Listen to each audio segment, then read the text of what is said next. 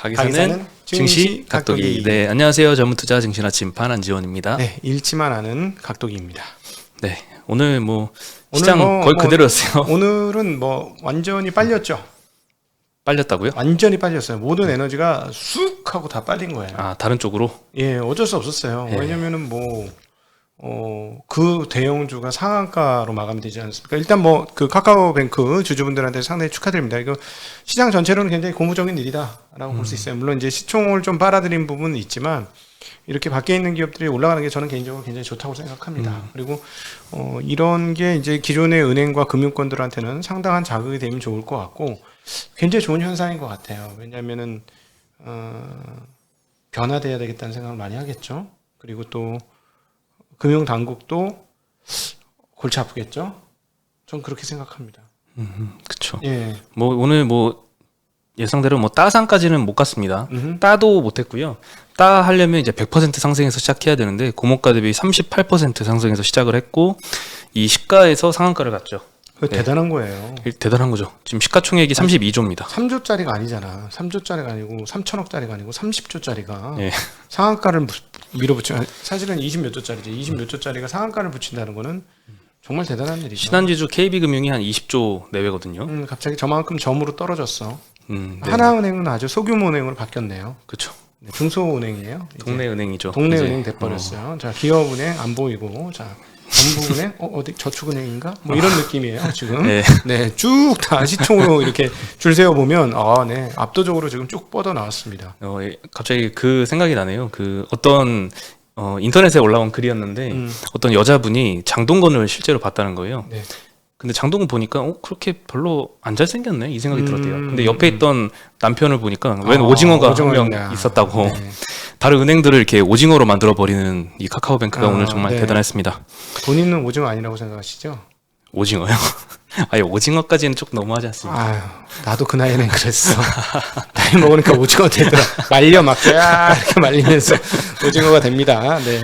네, 그래서 오늘 카카오뱅크는 상한가 기록을 했고요. 네. 카카오는 2% 정도 하락을 했습니다. 예, 그리고 카카오 뱅크 지분을 갖고 있는 예스24, 한세 예스24 홀딩스는 소폭 떨어져서 마감을 했고요. BNK 금융지주 리포트는 좀 삭제가 됐었잖아요. 근데 참 여기 한번 그래도 의견을 다시 한번 말씀을 드려보면 여기는 아무래도 은행이다. 완전히 은행으로 보는 시각이 많은 것 같아요. 은행으로 보면은 이거 가격 이해 안 됩니다.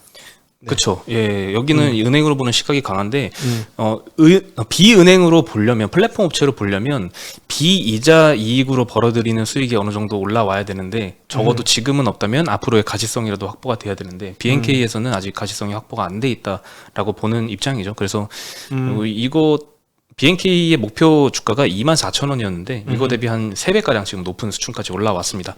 특히나 좀 외국인들이 좀 매수를 많이 했더라고요. 네네. 네, 그래서 국내에서는 좀 걱정이 많은데 쿠팡 제2의 쿠팡 사례가 아닌가 이런 생각도 들거든요. 아니 엔트 파이낸스나 이런 네. 쪽으로 보는 거죠 오히려. 네. 그러면은 높은 밸류를 줄 수 있는 거죠. 네. 근데 이제 카카오페이도 있잖아요. 그래서 카카오뱅크랑은 이제 업종이 완전히 다른데 참 그러네요. 카카오페이가 그러면 이해를 해도 그러니까 오히려 이제 그 카카오뱅크가 떨리는 날은 올 거예요. 어떤 날? 네, 실적 발표는 되게 떨릴 겁니다. 특별히 첫 번째 실적 발표는 되게 떨릴 거라고 보고요. 왜냐면은 시총 대비 실적은 안 보일 테니까. 그렇죠. 지금 한 순이익이 한 2천억 정도 규모인데 시가총액 32조면은 100배가 훨씬 넘잖아요. 그렇죠. 예. 그러니까 늘긴 늘겠죠. 그만큼 성장률을 앞으로 보여줘야겠죠. 그렇죠. 그러니까는 첫 번째는 그냥 그러려니 하고 넘어갈 것 같고 두 번째에서 첫 번째, 두 번째, 세 번째 이 줄자를 걷을 때 각이 나오느냐 안 나오느냐에 따라서 놀랄 거예요. 사람들이 안 나오면 어머 화들짝 이럴 거고 각이 나오면 역시 이러면서 그러니까 각만 나오면 현재 시가총액이 비싸도 견딜 것이고 각이 안 나오면 굉장히 어렵지 않을까. 또 한 가지 덧붙이자면 그 각이 나와야 되는데 비이자 이익에서의 각이 나와야 된다라고 생각이 들거든요. 이자 이익으로 잘 나오는 건 잘 나오지만 비이자 이익은 계속 안 올라온다. 그럼 은행이잖아요. 이자 어느 정도 한계가 보이는 거고. 얼마나 나오겠어? 이자 이익은 얼마 안 나올 거예요.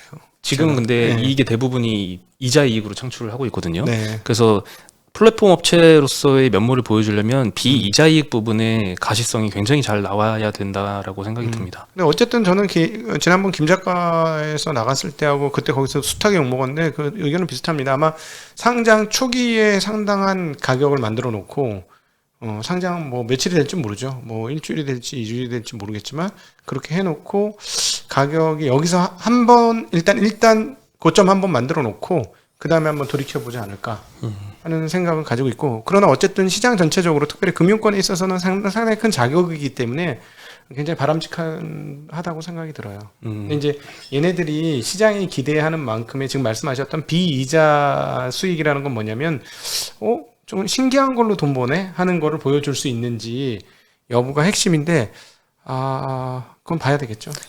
한번 그리고 고객 이동 숫자 뭐 이런 거 되게 중요할 것 같아요. 고객 숫자, 계좌 숫자, 그다음에 증가율 이런 거가 굉장히 중요할 것 같습니다. 조금 수익이 안 되더라도 증가율이 빠바바바방 터지면 뭐 그런 대로 견디는 거 그러지 않을까? 네. 한번 이 카카오뱅크를 시총 30조의 매수를 지른 외국인을 한번 모셔보고 한번 대답을 한번 나눠보고 싶네요. Hello, welcome. 네. 네, 그래서 오늘 시장 얘기 이제야 말씀을 드리면요. 코스피는 0.18% 하락했고 코스닥은 0.02% 상승했고요. 오늘도 어제에 이어서 사상 최고치를 코스닥은 기록을 했습니다. 개인은 매수를 했네요. 코스피에서 2천억, 코스닥에서 1,000억 매수했고요. 외국인은 아침에만 해도 코스피에서 거의 한 2,700억 매수세도 봤었는데 500억 순매수로 많이 좀 팔고 마무리를 했습니다. 코스닥에서는 260억 매도를 했고요. 기관은 코스피에서 2,000억대 매도했고 코스닥에서는 700억 매도를 했습니다. 네. 외국인은 계속 코스피 샀다가 코스닥 샀다가 코스피 샀다가 이러네요. 근데 어쨌든 사는 게 중요하죠.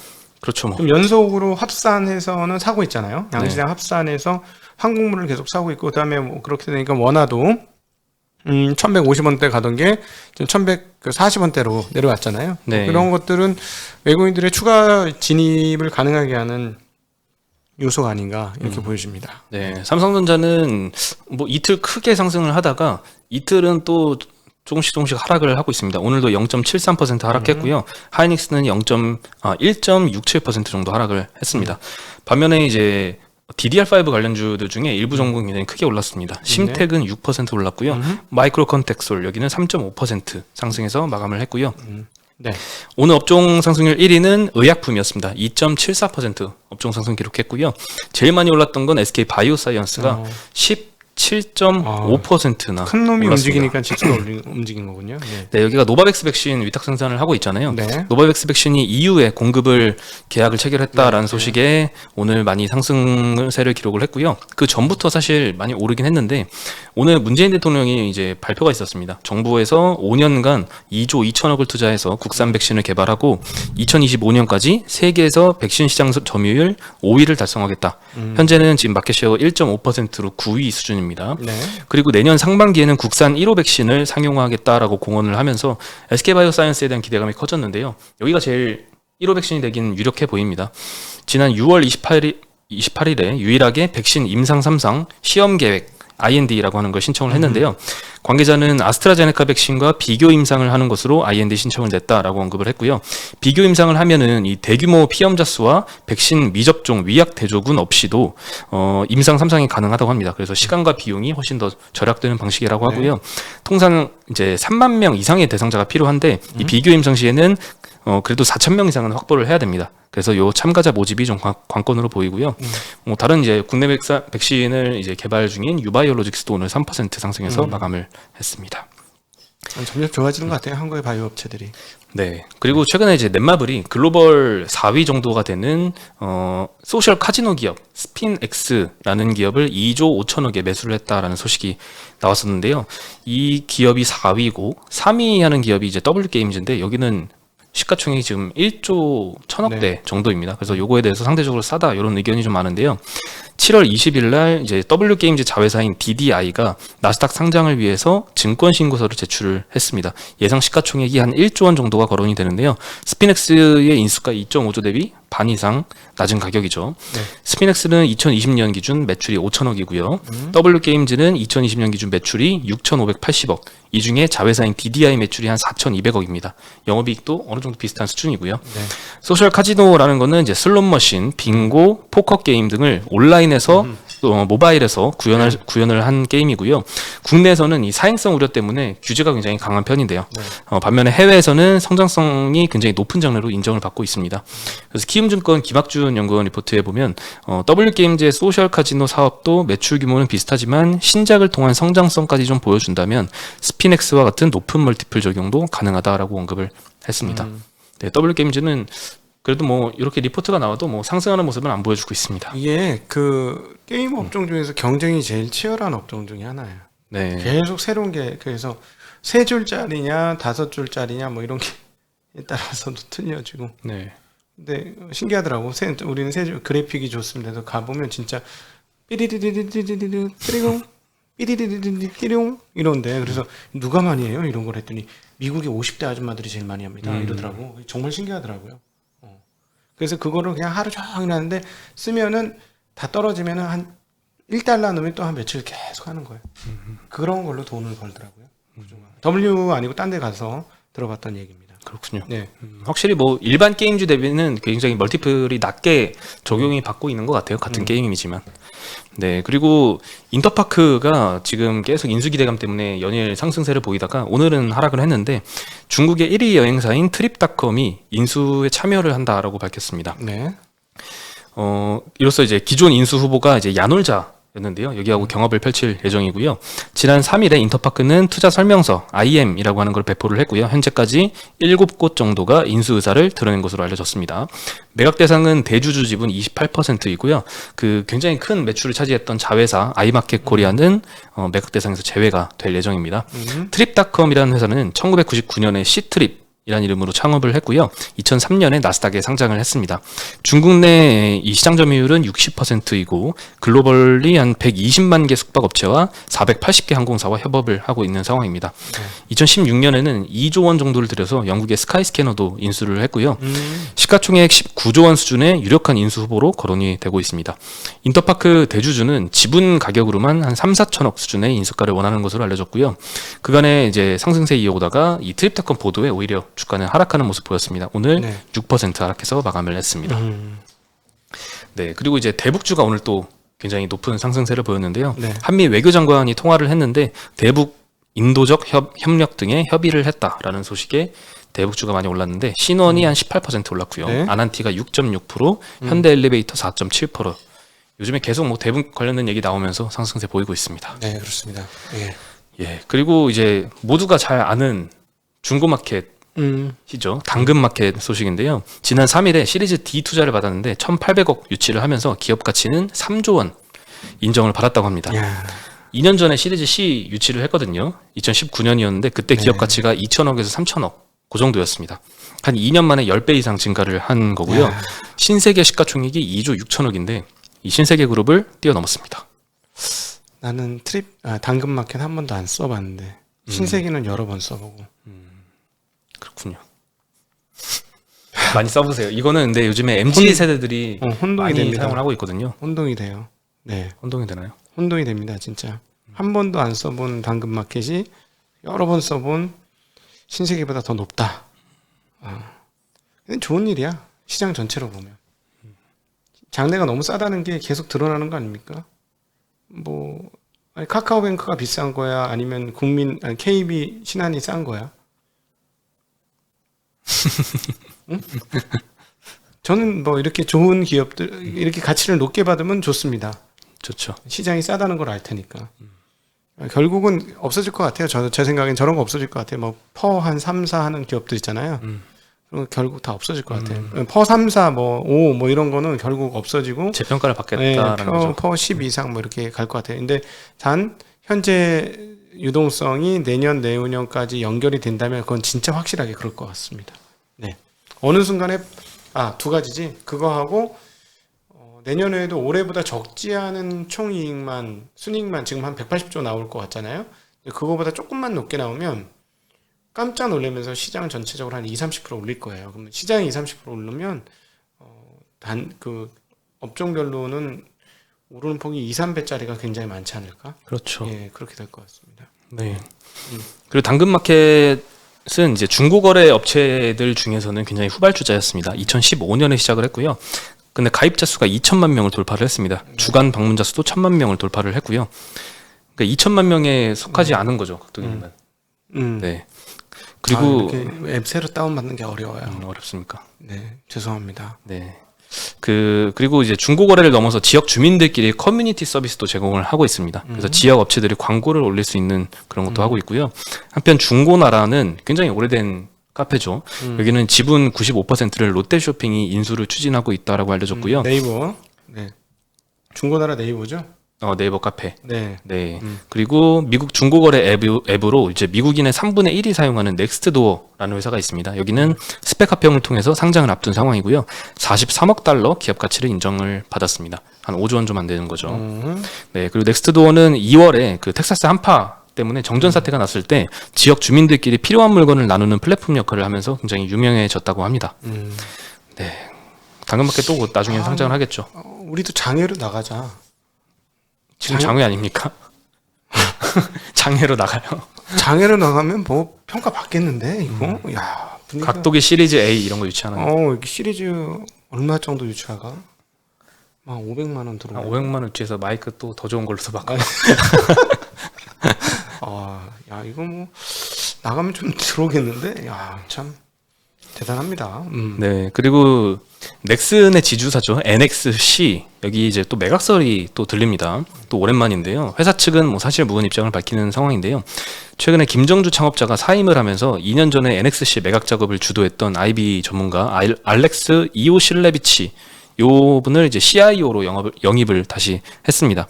그러면서 NXC 매각을 다시 추진한다 이런 기대감이 형성이 되고 있는데요. 새 CIO는 2011년에 넥슨 일본 법인의 상장도 이끌었고요. 2019년에 NXC 매각을 추진할 때도 주요 역할을 맡았다고 합니다. 2019년 당시에는 김정주 창업자가 이 NXC 지분 98.64%를 매각을 하려고 했는데 자회사 이 넥슨의 기업 가치를 시장에서는 한 10조 원 정도로 봐줬고 김정주 창업자는 한 15조 원 정도로 보면서 이 갭 차이가 좀 커서 매각을 철회했었습니다. 근데 현재 일본 넥슨의 시가총액이 한 20조 원 정도의 거래가 되고 있고요. 뭐 30조까지도 올라갔다가 최근에 좀 많이 하락을 했습니다. 그리고 매경 보도에 따르면 전일 복수의 IB 그리고 게임업계 관계자가 김정주 창업자와 특수관계인 지분 매각을 위해서 텐센트 등 인수 후보와 개별 접촉 중이다. 이런 언급을 했다라고 보도가 났었는데요. NXC 측에서는 한간에 떠도는 매각설이 왜 도대체 나도는지 알 수 없다. 전혀 그런 사실이 없다라고 부인을 했습니다. 네, 그런 상황이고 참 좋은. 나는 계속 오늘 뭐 아주 좋은 비즈니스 모델을 만들어 준 것 같아요. 돈은 안 벌어도 많은 사람이 사용하면 비싼 가격을 받아서 상장할 수 있다라는 건. 수많은 벤처 창업자들, 스타트업 기업들한테 굉장히 꿈과 희망을 주는 거 아닌가.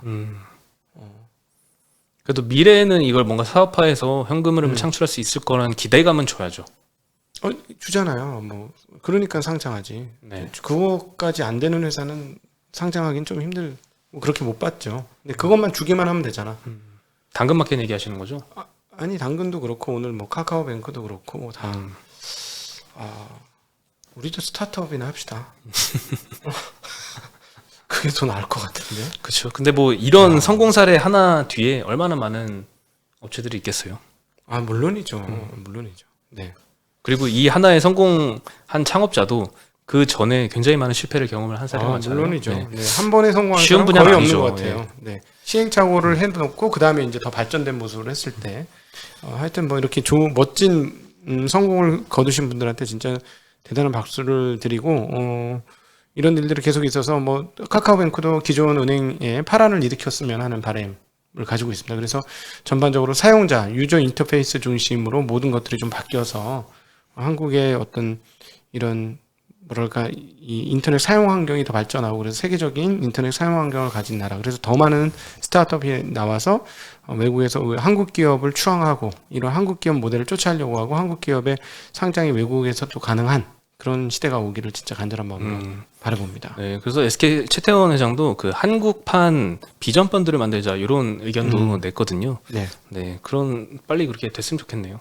이미 근데 장외시장에서 돈은 잘 모이고 있는 것 같아요. 음. 예. 재주 있는 사람들은 잘 받는 것 같습니다. 그렇죠. 오늘 그